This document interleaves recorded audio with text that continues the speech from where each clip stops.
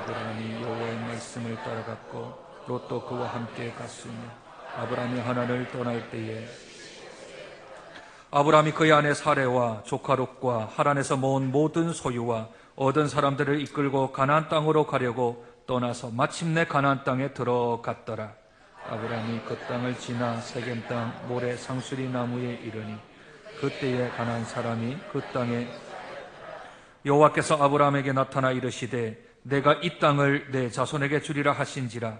자기에게 나타나신 여호와께 그가 그곳에서 제단을 쌓고 거기서 그를 동쪽 산으로 옮겨 장막을 치니 서쪽은 베델이요 동쪽은 아이라. 그가 그곳에서 여호와께 제단을 쌓고 여호와의 이름을 같이 읽습니다. 점점 남방으로 옮겨 갔더라. 아멘. 세상에는 태어날 때부터 복을 받아서 물질이나 건강이나 재력이나 여러 가지를 타고날 수 있지만, 그러나 영적인 질서 안에서 하나님께서는 그 누구에게도 태어날 때부터 또는 시작할 때부터 큰 믿음을 주시는 적은 단 한 번도 없습니다. 모든 사람이 처음부터 시작합니다. 모든 사람들이 다 영적인 바닥에서부터 시작을 합니다. 믿음의 거장, 믿음의 거목, 믿음의 거인들이라 할지라도 처음부터 믿음을 가지고 태어나는 일은 없고, 하나님께서 인생을 통하여 연단을 통하여 그들에게 믿음의 선물을 주셔서 그 믿음이 쌓이고 그 믿음이 축적되어서 믿음의 거장, 믿음의 거목, 믿음의 거인들이 되어지는 것입니다. 우리가 잘 알고 있는 믿음의 조상이라고 불리우는 아브라함 역시 지난주에 우리가 말씀을 살펴본 대로 그의 믿음은 어린 신앙으로부터 시작하였습니다. 그 대표적인 증거가 무엇이었습니까? 우상을 섬겼던 아버지 데라, 그의 명령을 따르지, 그 명령을 거역하지 못하고 그저 아버지가 돌아가실 때까지, 아버지가 그냥 하란에서 살자 하니 그 땅에서 살 수밖에 없었던 어린 믿음이었습니다. 어린 신앙이었습니다. 아버지에게 우상 섬기는 것이 아니며 하나님의 말씀을 따라 가야 된다라고 말할 수 있는 용기조차 없었던 사람, 그 사람이 아브람이었습니다. 처음부터 그가 큰 믿음을 가진 게 아니었습니다. 믿음의 조상으로 시작한 게 아니었습니다. 그도 바닥부터 시작했습니다. 그가 처음부터 시작을 했던 것이지요. 그러므로 저와 여러분에게 소망이 있는 겁니다. 어떤 사람은 태어날 때부터, 시작 때부터 큰 믿음을 가졌다 하면 우리들은 그 믿음을 가질 수가 없기에 너무나도 격차가 벌어지고 그냥 그 사람은 높은 사람, 그 사람은 하늘로부터 태어날 때부터 복을 받은 사람이라고 생각한다면 우리들은 근접할 수가 없지. 우리는 가까이 갈 수가 없습니다. 그런데 아브람도 어린 믿음, 연약한 믿음에서부터 시작하였습니다. 그 어린 믿음을 가지고 있는 아브라함에게 하나님은 하란에 거할 때 아버지가 죽고 데라가 죽자 하나님이 다시금 두 번째 나타나셨습니다. 그리고 명령하셨습니다. 그 명령이 12장 1절입니다. 여호와께서 아브라함에게 이르시되 너는 너의 고향과 친척과 아버지의 집을 떠나 내가 내게 보여줄 땅으로 가라.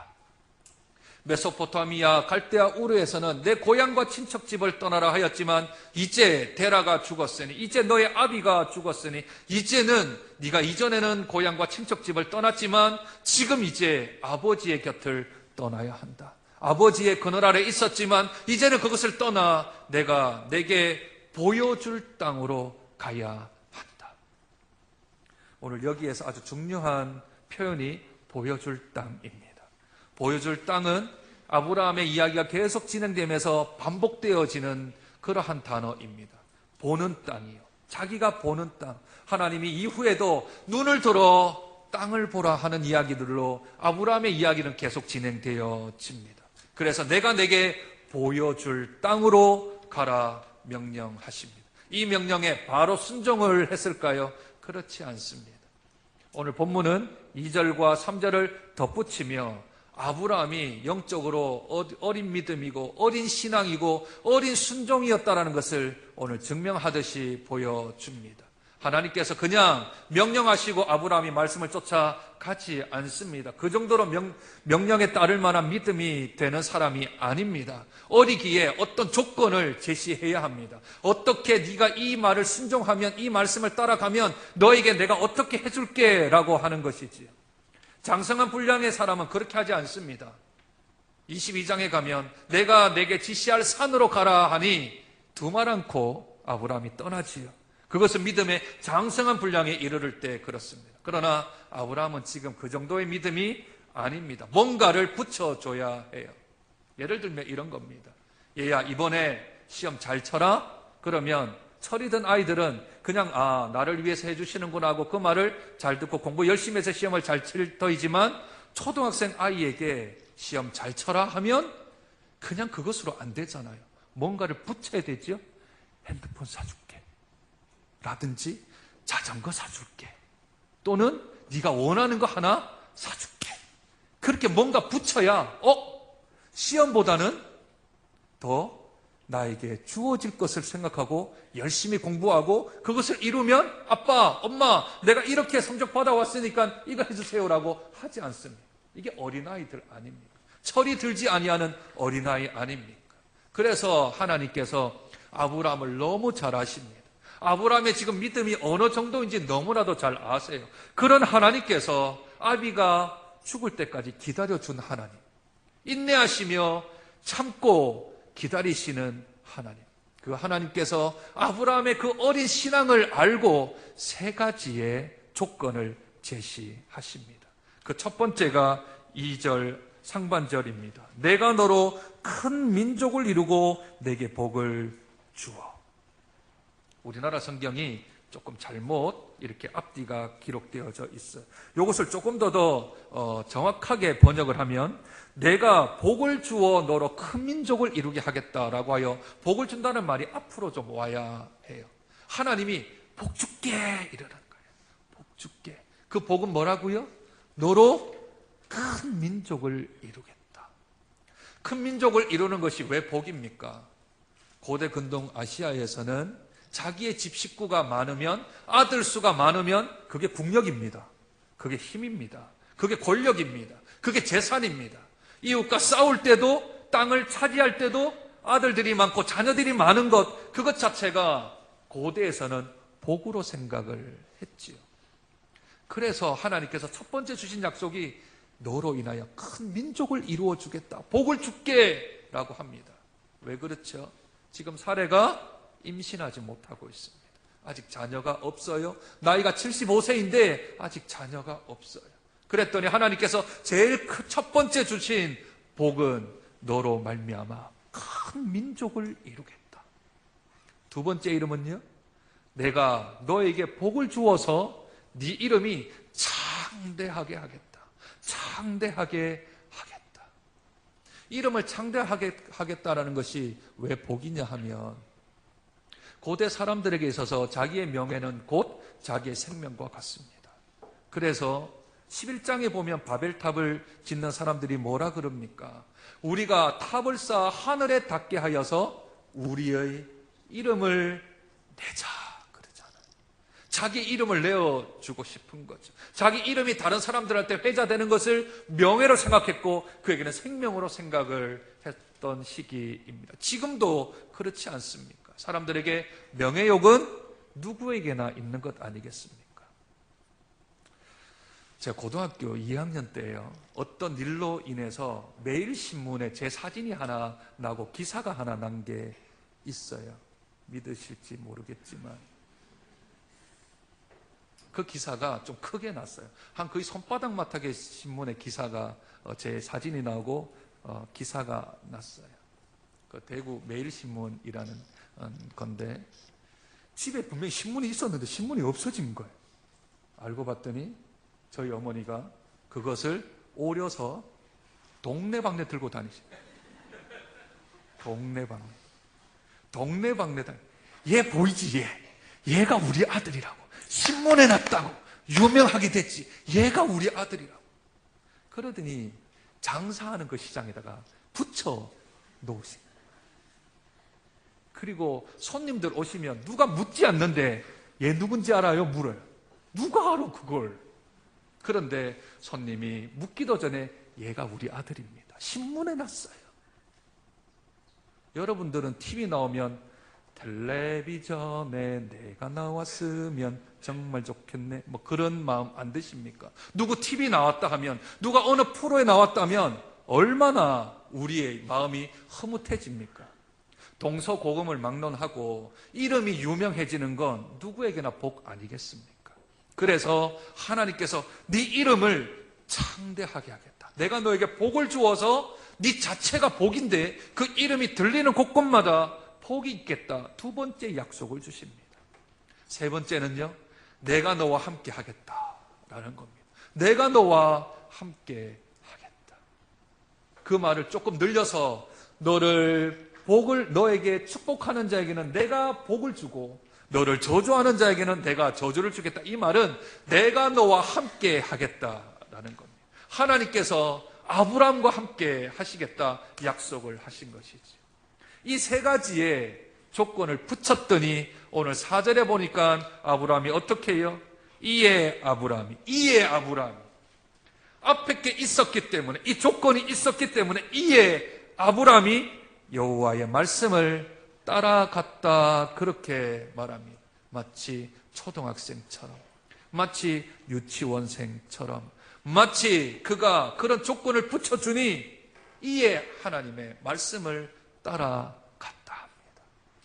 그래도 아브라함은 믿음의 싹이 있습니다. 믿음의 싹이 지금 타오르고 있습니다. 왜냐하면 우리의 믿음은요, 말씀 가운데 자라기 때문에 그렇습니다.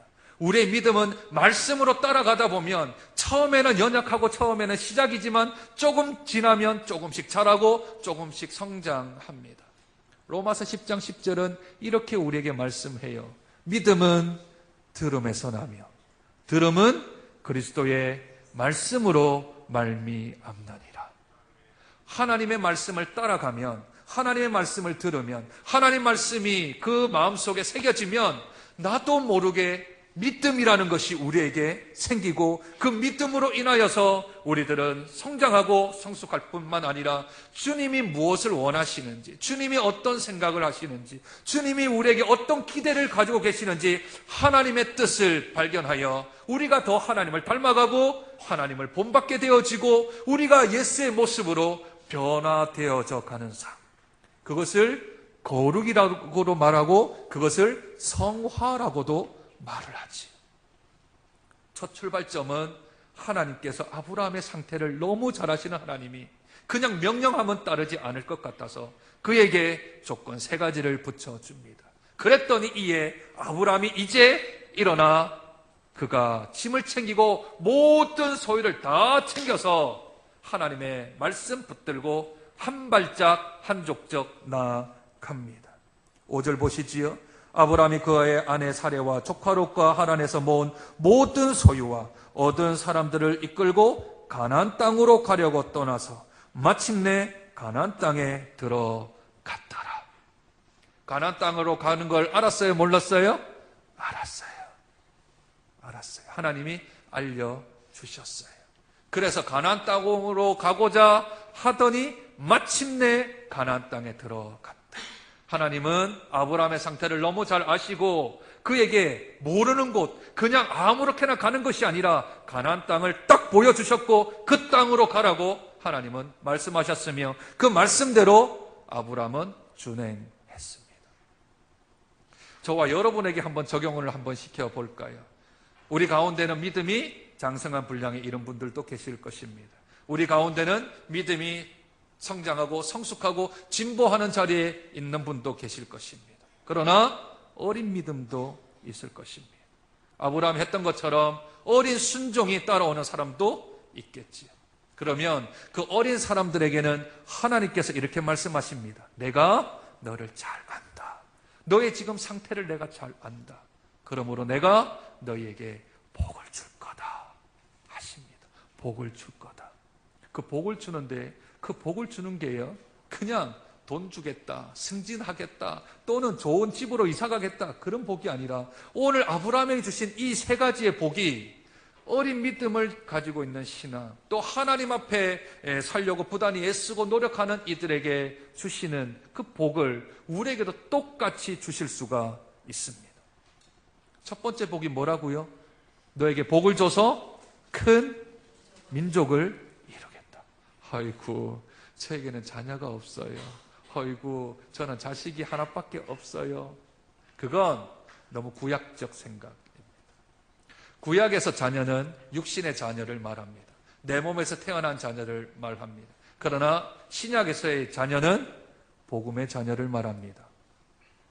내가 전도하고 내가 복음을 제시해서 주께로 나오는 사람은 그 사람의 나이와 상관없이 자신의 영적인 자녀가 되어집니다. 바울의 영적 아들은 디모데입니다.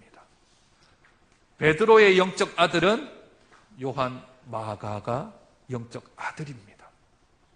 영적 자녀는 내가 복음을 전하고 내가 하나님의 말씀을 가르치고 내가 하나님의 말씀대로 지킬 수 있도록 그 사람을 인도했다면 내가 원하든 원치 않든 간에 그 사람은 나의 복음의 자녀가 되는 것이지요. 비록 부모님이라 할지라도, 비록 조부모님이라 할지라도 내가 복음을 먼저 알아 그에게 하나님 말씀을 전한다면 영적인 자녀의 관계가 형성이 되어지지요. 여러분들이 복음을 전한 사람들 있으십니까? 여러분들이 전도하여서 예수를 믿은 사람이 있으세요? 그런데 훗날 가면 그 복음을 전한 사람들 가운데서 그 가운데서 목회자도 나오고요, 선교사도 나오고요, 복음을 전하는 사람도 나오고 전도자도 나와요.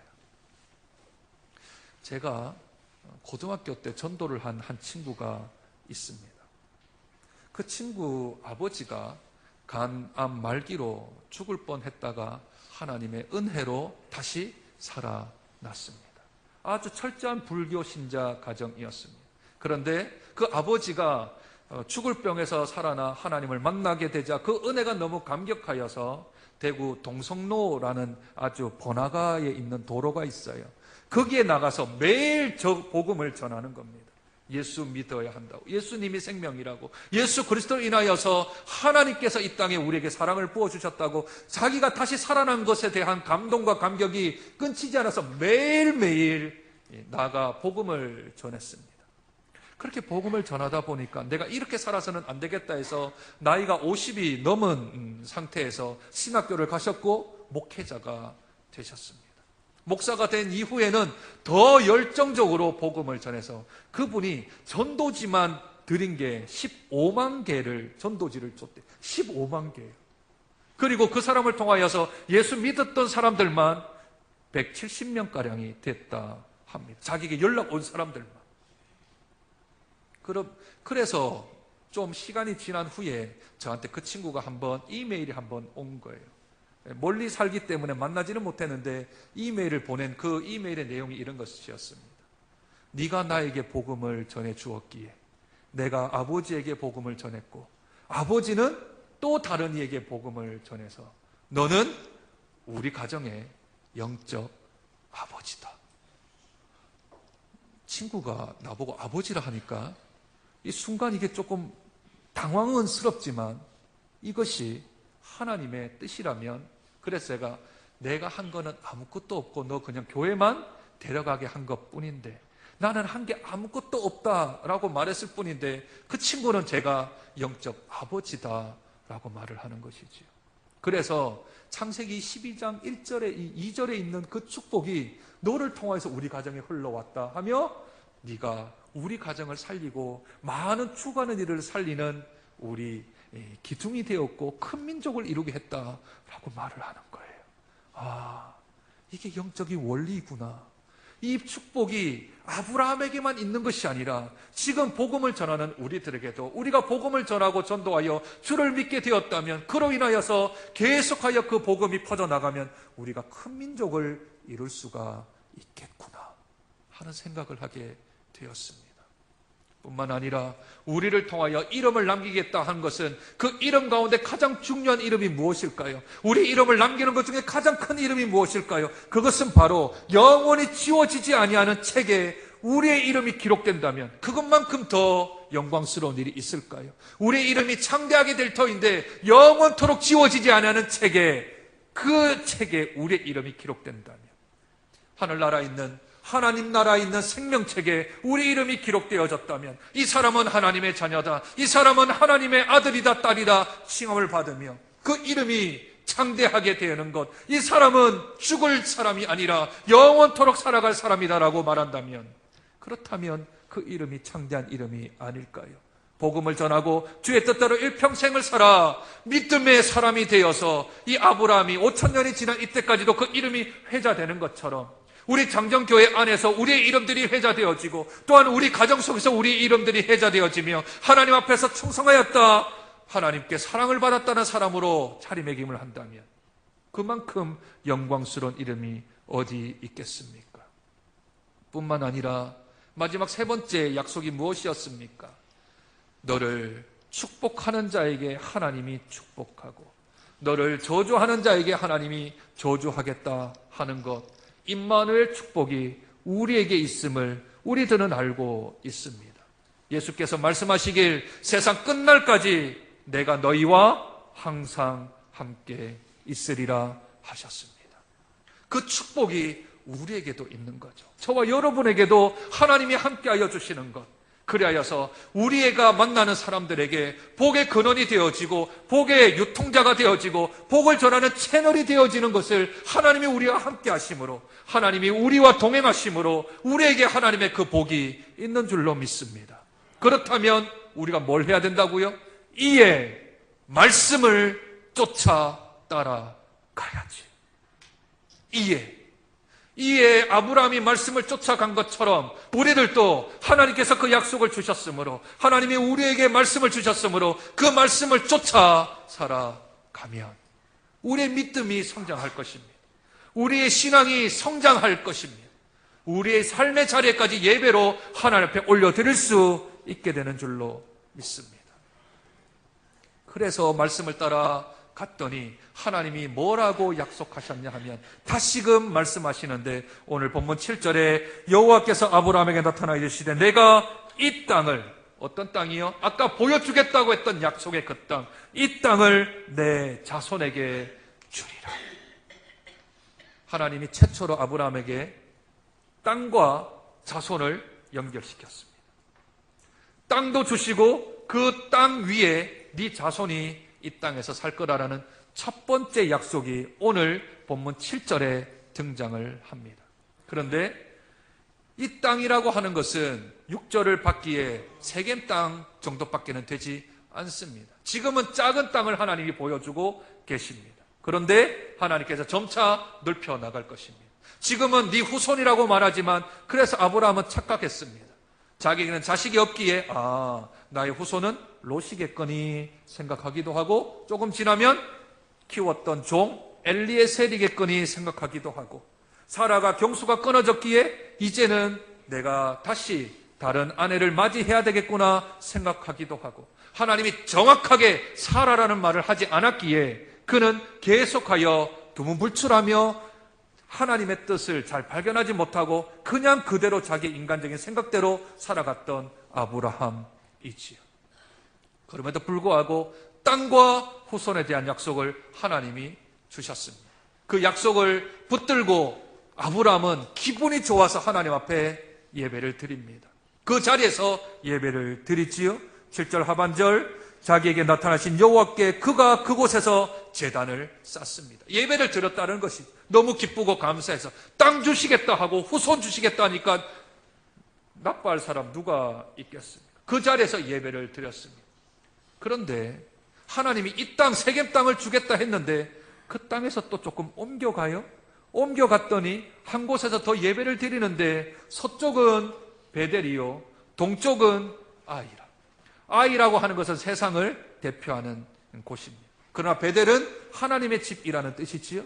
서쪽을 향한다고 하는 것은 당시 창세기에서는 서쪽에 하나님이 있을 거라고 생각을 했습니다. 왜냐하면 에덴 동편으로 쫓겨났기에 서쪽 편은 하나님이 계신 곳으로 그 당시 사람들은 생각했어요. 서쪽 하늘을 바라보고 하나님을 예배한 거죠. 그곳이 베델이었습니다. 하나님의 집을 향하여 예배를 드렸습니다. 왜냐하면 그 마음이 너무 기뻤던 것 같아요. 그 마음이 너무 하나님 앞에 주신 것이 감사하고 고마웠던 것 같습니다. 그래서 내가 세상 등지고, 세상은 어디라고요? 아이는 등지고 어디를 향한다고요? 베델을 향하여 예배를 드립니다. 감동받으면, 그가 감사하면 아버지께, 하나님께 예배를 드립니다. 그것이 어린아이들의 수준입니다. 좋은 일이 생기고 감사할 일이 생기면 하나님께 예배드리죠. 그런데 감사할 일이 생기지 아니하고 나에게 어려움이 생기면 하나님 앞에 예배드리지 않는 삶. 반대로 장성한 분량에 이르면 내가 나쁜 일이 생기든 어려움이 생기든 또는 좋은 일이 생기든 환경에 상관치 아니하고 도리어 환경을 이겨나가 예배드리는 삶을 살아가는 것은 장성한 분량에 이른 사람입니다. 하나님이 자손 주겠다, 땅 주시겠다 했더니 좋아서 기뻐서 하나님께 예배를 드리고 세상 등지고 십자가 보내, 세상 등지고 주님 바라보내 하며 예배를 드렸던 이가 오늘 읽었던 마지막 구절은 우리를 안타깝게 만듭니다. 구절은 이렇게 마무리를 합니다. 점점 남방으로 옮겨갔더라. 점점 남방으로 옮겨갔더라.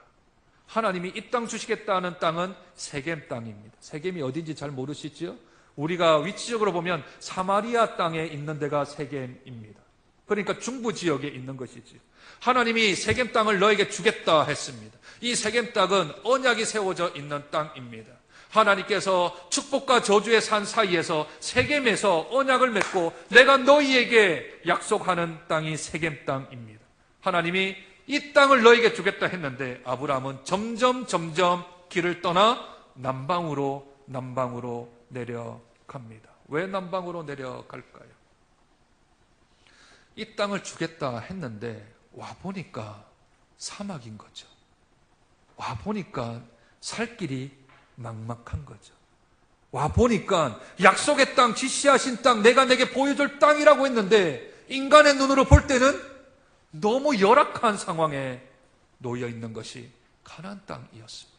그리고 가나안에는 7 족속들이 아주 진을 치고 있습니다. 한 땅도 우리에게 주실 수 있을까라는 생각이 들어 자꾸 남쪽으로 내려간 거죠. 남쪽으로 내려가면 사막이 완전히 뒤덮여 있거든요. 네게부 사막이라는 곳이 있거든요. 그러면 그쪽은 사람들이 안 사니까 그쪽은 우리가 좀 차지할 수 있으려나 하고 인간적인 눈으로 바라보게 되어진 것입니다.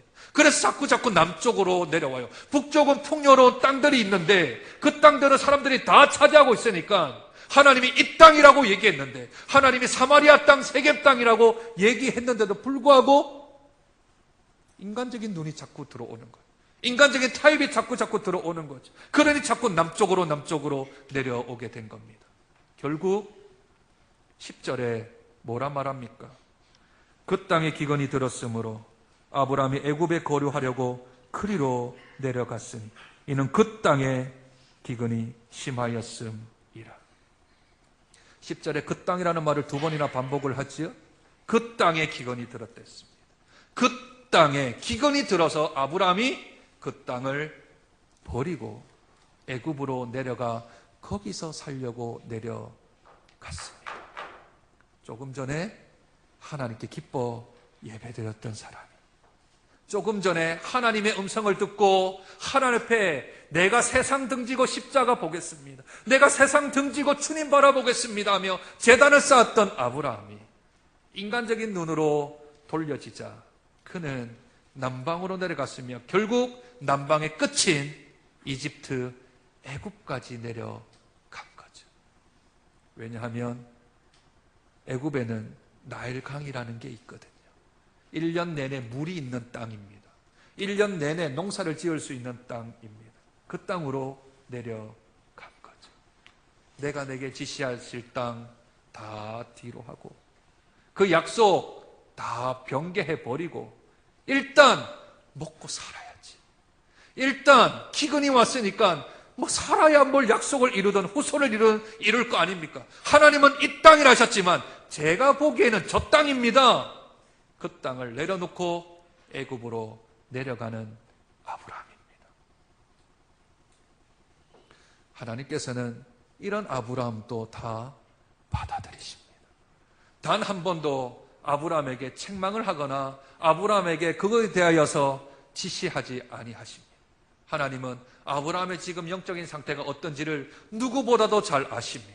머리털보다도 세신바 되신 하나님께서 아브라함의 상황을 알고 있고 아브라함이 어떤 일들을 통해서 하나님에 대한 믿음이 쌓여질지를 알고 계시고 하나님은 또 다른 일들을 계획하고 계십니다. 어찌하면 아브라함이 나를 경외할까? 어찌하면 나에게로 돌아올까? 어찌하면 그 믿음이 성장을 할까? 하나님은 기다리고 또 다른 섭리의 일들을 계획하십니다. 하나님은 저와 여러분에게도 똑같이 대우하십니다. 아브라함에게 대우하신 것처럼 똑같이 대우하십니다. 우리의 믿음이 커지지 않고 우리의 신앙이 더 자라지 않는 것, 그것 때문에 애타하는 것은 괜찮습니다. 그러나 왜 내 믿음은 이것밖에 안 되나? 내 믿음은 왜 이 모양밖에 안 되나? 그것은 별로 걱정할 문제가 아닙니다. 왜냐하면 그 믿음을 주신 분이 하나님이시거든요. 어린 믿음을 가진 사람은 어린 순종을 할 수밖에 없는 거예요.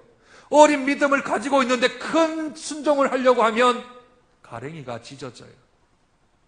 내게 주신 믿음의 분량대로 살아가야 합니다.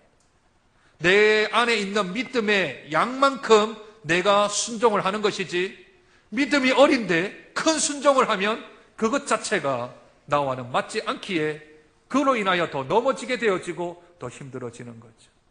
우리의 믿음을 주신 분이 하나님이십니다. 하나님이 우리에게 얼만큼 믿음을 주신지 하나님이 너무나도 잘 알고 있습니다. 생각할 그 생각의 이상을 품지 말아야 하며 내 주신 믿음의 분량 이상의 믿음을 품어서는 안 됩니다. 어린 믿음은 어린 순종이면 족합니다. 하나님이 인정해 주십니다. 너무 욕심내지 말고 너무 앞서가려고 하지 말고 신앙은 지름길이 없습니다. 신앙은 다 정도의 길을 걸어가야 합니다. 누구든지 앞서가려고 하면 거기에서 문제가 생기는 것이지요. 하나님은 질서의 하나님입니다. 하나님은 순서를 지켜 나가십니다. 하나님은 월장하지 않으세요. 하나님은 뛰어넘어가지 않으세요. 하나님은 단계별로 한 단계 한 단계 밟아 나가기를 원하십니다. 1 다음에는 2지 1 다음에는 5가 될 수 없습니다. 하나님은 아브라함을 그렇게 만들어 가실 것입니다. 75세 된 아브라함을 175세가 되어 죽기까지 그의 믿음이 장성한 분량에 이를 때까지 하나님은 100년 동안 그를 만들어 가십니다. 단 한순간도 놓치지 아니하십니다. 그를 붙들고 장성한 분량에 이를 때까지 끝까지 임마누엘 축복으로 함께 하시며 그를 만들어 가시는 신실하시지만 집요하신 하나님이십니다. 그 하나님이 저와 여러분의 하나님이십니다. 우리와 함께 하시는 하나님이십니다. 우리를 키워나가시고 세워나가시고 자라게 하시며 성장시키실 그분이 우리 하나님이십니다. 너무 자책하지 마시고 너무 나를 학대하지 마시고 너무 절망하거나 낙심하지 마시고 내 은혜가 내게 족하다. 내 은혜가 내게 족하다. 주신 은혜대로 주신 믿음대로 그 믿음대로만 순종하셔서 우리 하나님의 마음 시원케 해드리는 복된 주의 성도가 되어지는 저와 여러분 되시길 주님의 이름으로 축복드립니다. 하나님 아버지, 아브라함이 처음부터 큰 신앙이 아니었습니다. 어린 믿음으로부터 시작합니다. 갈팡질팡하던 아브라함입니다. 아버지가 죽을 때까지 하란에 머물 수밖에 없었으며 주님께서 3가지의 복을 약속하셨을 때 그때 하나님의 말씀을 따라갔으며 땅과 후손을 주겠다라는 말에 기뻐 하나님께 예배드렸던 자가 점점 남방으로 옮겨 그 땅에 기근이 드니 하나님의 약속하신 땅을 저버리고 애굽 땅으로 내려갔던 아브라함입니다. 그런데 하나님께서 단 한 번의 책망이 없으십니다. 단 한 번의 지적이 없으십니다. 누구보다 아브라함의 믿음과 신앙을 하나님이 아시기에 하나님께서는 100년의 계획을 세우시며 그를 세워나가고 이끌어나가고 만들어 가시는 하나님이십니다. 그 아브라함의 하나님이 우리의 하나님 되심을 믿습니다. 주님, 우리를 또 만들어 가실 것을 믿습니다. 아브라함이 175세가 되어 죽기까지 하나님은 단 1초도 쉬지 아니하시고 아브라함을 만들어 가시며 빚어 가시며 세워 나가셨습니다. 주님, 우리들에게도 하나님의 그 크신 은혜를 부어 주시옵소서. 지금은 미약하고 지금은 연약하더라도 지금은 적더라도 하나님께서 믿음의 선물을 인생의 행로 가운데 뿌려주셔서 우리가 연단받고 훈련받아 주님의 장성한 분량에 이를 때까지 충만한 믿음을 가질 때까지 전진하며 승리하며 나아갈 수 있도록 은혜 도하여 주옵소서. 지금은 너무 작다고 자책하지 말게 하시고 절망하지 말게 도와주시고 주신 은혜가 내게 족한 줄로 믿고 그 은혜 가운데 어린 순종이라도 하나님께 올려드려 주님 마음 기쁘시게 해드리는 복된 주의 자녀들 되어질 수 있도록 축복하여 주옵소서. 존귀하신 예수님 이름으로 기도드립니다.